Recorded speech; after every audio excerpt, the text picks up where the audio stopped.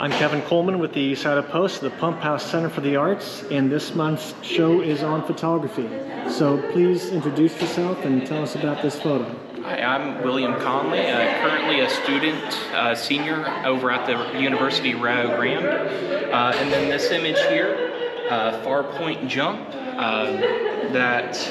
this was taken on October, but the story with it goes back to June with the Southern Ohio Forest Rally that happens here in Chillicothe, West Portsmouth, and up around MacArthur. Me and my buddies were staking out a corner, and unfortunately one of the drivers went off the road. Luckily no major damage happened, and me and my buddies and a couple other spectators were able to pull him back on stage. And as a thank you, Chris Sear invited me along as media for his media team for the Lake Superior Performance Rally in Marquette, Michigan. And me and his videographers went through the different racing trails the day before, and we really liked this spot. So was both standing off to the edge here and just waiting on the cars to come on by, and whenever they do, snap images of it. So this started out locally, but you got this photo in Michigan? Yes. All right. So how many photos did you have to take to get this dramatic one? I would say that there was a burst of maybe about somewhere between 30 and 50 images with this single rally car coming on by, but the total of images from the event I took was about 10,000 and about, I'd say probably about 700 are usable images. Yeah, that's about my percentage, but I focus on architecture and history and geography. Nice. Those tend not to move much. Yeah. So what place did you win here? What ribbon?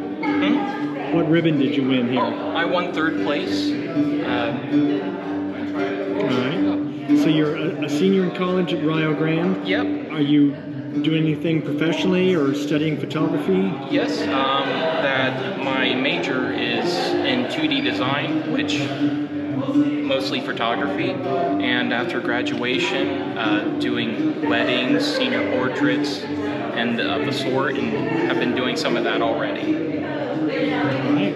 Well, congratulations. This will 30 years ago that your reward money would buy you film. Now I guess it buys you more cars. Yeah.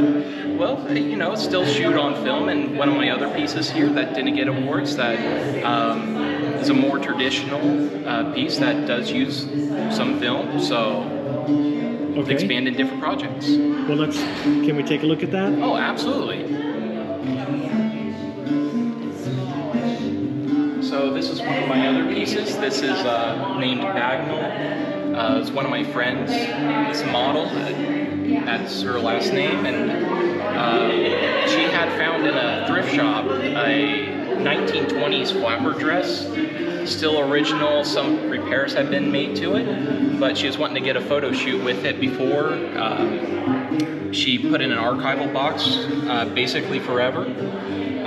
So went over to the Lillian Jones Museum in Jackson and did a photo shoot, and this form of photography that you see here is called cyanotype, which is a process that takes two different chemicals, which combined turns UV light sensitive. So an exposure time in the sun could be anywhere from I've had little as like a minute and a half on up to like 2+ hours. So after it's developed, it turns into like a real Prussian blue, and then you can tone it, and I toned this with coffee. And cyanotype is an older, more primitive version of print film photography.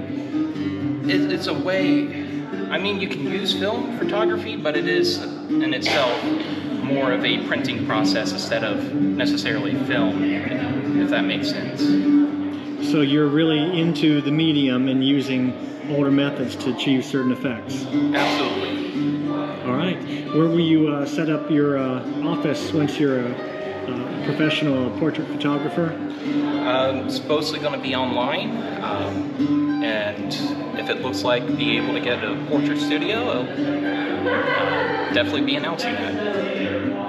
All right. Well, thank you very much. Thank you. you.